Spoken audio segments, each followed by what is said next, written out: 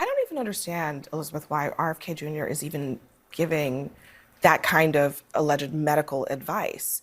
I mean, the public health advice is pretty straightforward. Get vaccinated. Why is he talking about all of these other things that you can do once you've already gotten the measles? Look, this is what I want to say. I was on the campaign trail with Donald Trump, with our team, with members of the president's family. I have never seen people this excited for someone apart from Donald Trump. So he has tapped into something that the American people were looking for. I think that's important. Hey, gang, it's me, Dr. Steve, and I want to point out something very important in terms of what Elizabeth Pipko had just said there in that clip. She said that RFK had tapped into something that the American people needed. Now, if you've been listening to this channel for some time now, you'll know that we talk a lot about the true economic and cultural divide, not only happening in our nation right now, but all across the world. And that divide isn't so much right versus left anymore, conservative versus liberal, or any other sort of horizontal divide. It's more of a vertical divide, a divide between the people versus the elites in power. And I would argue that this vertical paradigm shift is no better exemplified than in the person of Robert F. Kennedy Jr. He's staying the course as our champion against the greatest monolith systematically destroying our lives via the food we eat.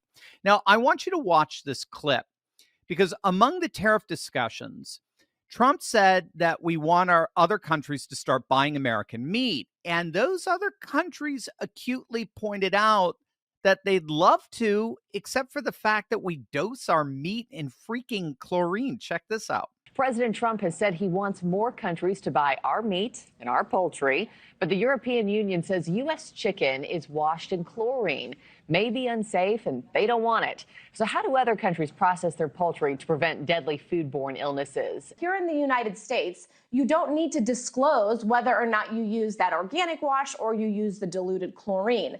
Now, when you are exporting that meat, you do need to disclose it. Now, if you're anything like me, when you hear about RFK and the changes happening and the things we discover along the way, your mind quickly goes to our children, our grandchildren. What is it that we've been feeding them? What's been in these vaccines this whole time? Why are our children suffering from obesity and diabetes, chronic illnesses at rates we've just simply never seen before in history? Well, joining me today to help bring clarity to this confusion is Dr. Alejandro Diaz. Dr. Diaz is a pediatric allergist immunologist and interestingly predicted the forthcoming pandemic in October of 2018, approximately 1 year before the first case of COVID in Wuhan. Dr. Diaz, welcome. Thank you so much for being with us today. Steve, thank you so much for having me on your show. No, it's my honor. So, I mean, obviously, Bobby Kennedy has been incessantly calling attention to the alarming rates of childhood obesity, diabetes, other chronic conditions. So, in your estimation, what's driving this crisis, and how much of it comes down to lifestyle choices versus, real systemic issues in healthcare or food systems? You know, Steve, unfortunately, childhood obesity is a significant public health concern in the United States. And approximately one in every five kids and adolescents between 2 and 19 years of age, they suffer from obesity. Wow. Yeah, it's a big number, and it's a lot of concern. Like for example, for me as a pediatrician that I treat kids all the time, and I see children in my office all the time, and I'm a father of four. I'm very concerned about this. The quality of our foods has diminished tremendously Yeah. for the, I want to say for the has 25 to 30 years. Food is not the same quality as it used to be when I was growing up and you were growing up. Mhm. So unfortunately, big food industry, they are more concerned in terms of profitability Mhm. than in terms of nutrition. So Yeah. at this time, unfortunately, our kids are eating high calorie, low nutrition foods. And you can imagine if you add that to lower lower physical activity, You're right. because our kids, unfortunately, they are, this is a true pandemic. They are, you know attached to their screenings, to their screens. Their screen time, it's at the highest levels ever. And obviously they're not doing exercise, they're not eating well, stress because of the content of the things they're looking at, their cell phones, iPads, you name it. It's very violent in many aspects, so that will bring stress. So imagine low activity, high calorie, low nutrition, no sports, and a lot of stress coming from the content they are looking and consuming every day. That just Wow. disrupts the sleep pattern, disrupts a lot of metabolic patterns, and hence we have chronic diseases like cardiovascular, increased amounts of diabetes, like never before, Mm. and a lot of obesity. Yeah. We're talking about in the age group that I have mentioned, from 2 to 19 years, probably 20% of our kids, they suffer, and I say suffer, from obesity. Can you imagine that? It is estimated, Steve. It is estimated that treating obesity in the United States, it's about $1.3 billion each year. Dang. And they are more focused on treating the problem Right. than what is best, preventing the problem. Right. Exactly. Exactly. It's so interesting you were saying that about activity, because I live a few miles away from an Amish farm. I'm in the greater Philly area out here. And I see them, they work so hard, and yeah, even the kids are out there working early hours and so forth, foregoing so much of our modern luxuries and technologies. And it really brings home to me how significantly less physically active our kids are today than any real past human generation. And I was curious if you could develop that a bit more for us, how that lack of activity plays into this, how that physical activity discrepancy impacts the obesity crisis we see among particularly our children and our teens. Big time, Steve. Big time, unfortunately. For example, I grew up during the 70s. Can you imagine? Back That's in you my, and me, man. I think we're the same yeah, age. Yeah, Back yeah. back in our day, if you remember, Steve, we used to be all the time playing outside Oh with our yeah. Oh, friends. All yeah. the time. Yeah. From skateboards to BMX to all sort of sports, you name it. Everything was outdoors. Yeah. Everything was outdoors. We were getting sunlight from the sun. We were getting fresh air. We were getting, social content. Yes, yes. Yeah. And that is not the case anymore. We have switched our habits, and look, now we are suffering. Like, for example, when I was growing up, when I was a kid, I don't remember. I don't remember having any autism, friend. There was no obesity during Right, my time.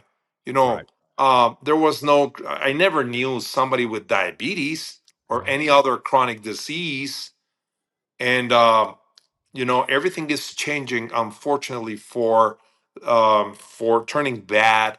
And I'm very happy that Secretary Kennedy, it's leading the Maha movement, Yeah, because I really think that, and the rest of the secretaries on the NIH, CDC, and you name it, it's gonna be a turning point. It's going to be yeah, something that it will change for the betterment of society. And I'm yeah, very enthusiastic about it. yeah. And we have to do something, because we are living what we call a syndemic. Syndemic, it's a compound of different pandemics within one.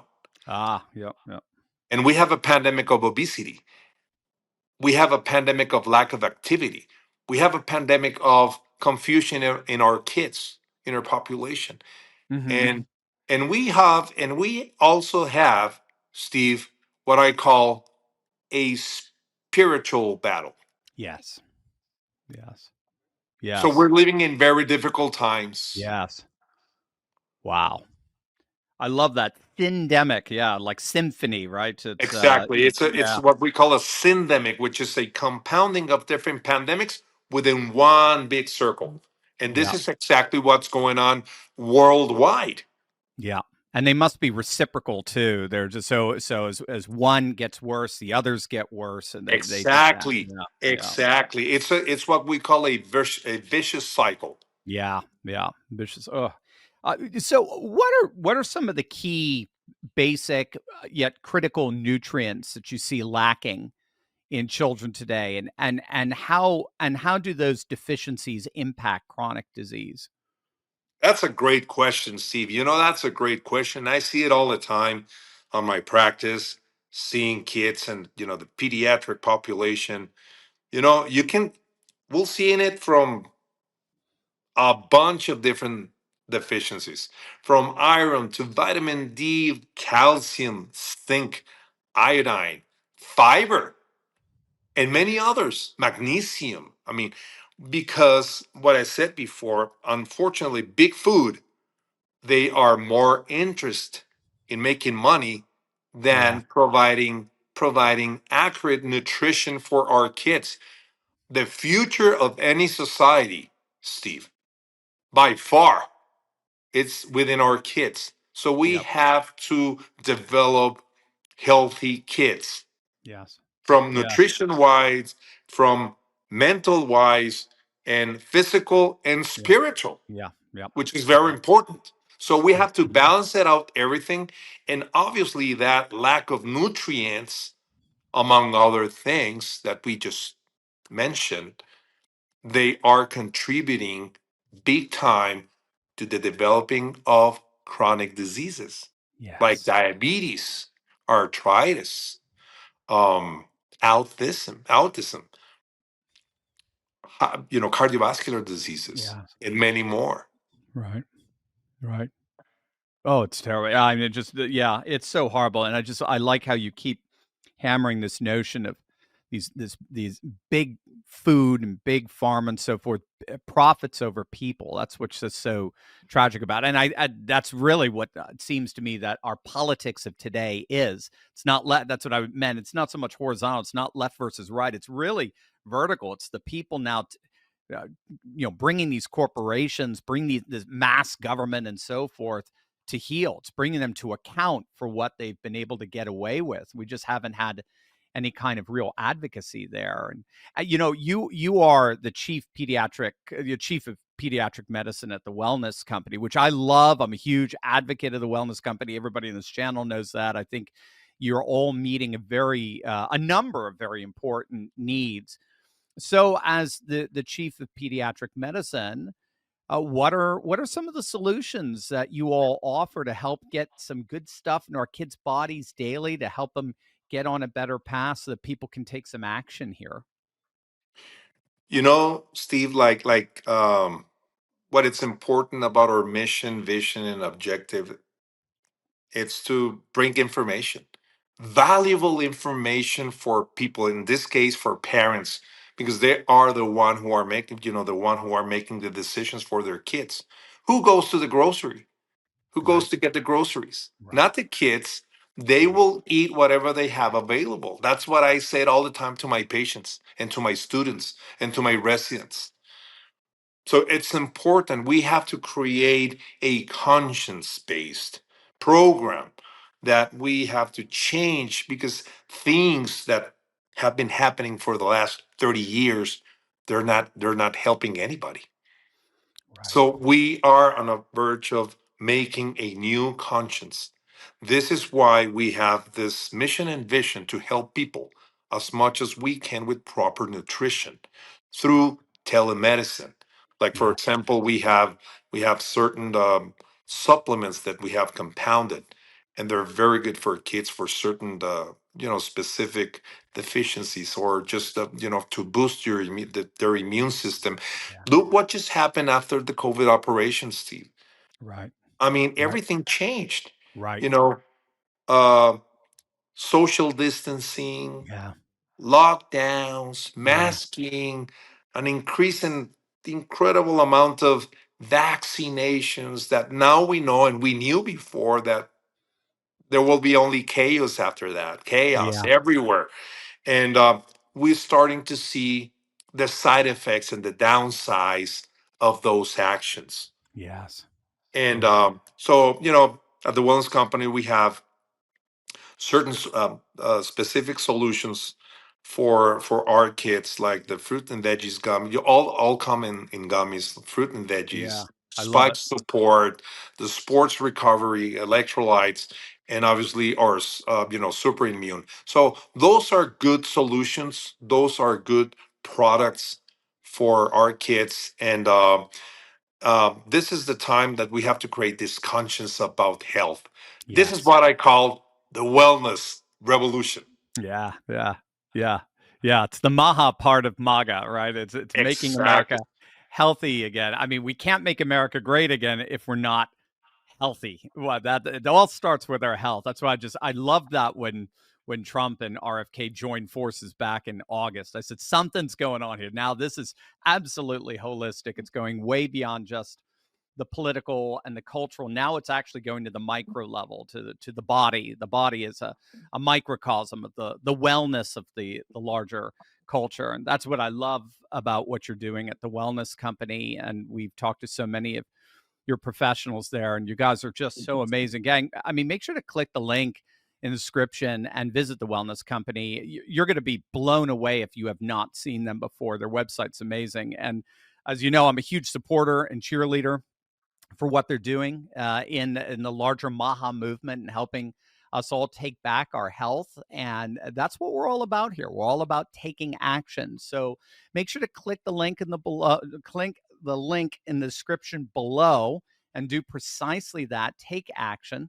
Click on that link below and check out the kids' natural gummies. There's a number of them. And use code Turley and you're going to get 15% off your order and regain control over your and your children's health today. Again, we can't make America great again until we first make our own hells great again. Let's restore our bodies, and then we can restore our culture and our nation. So, Dr. Diaz, you're wonderful. Thank you so much for what you're doing. Thank you for the Wellness Company. And yet, let's have you back soon. I really want to talk more about this crisis of children's health and what you guys are really doing to change it and impact it. I will be delighted to be back on your show. Thank you so much, Steve, and thank you for having me and just to share some of these ideas to your wonderful audience. Thank you, Dr. Diaz. Thank you so much. Thank you.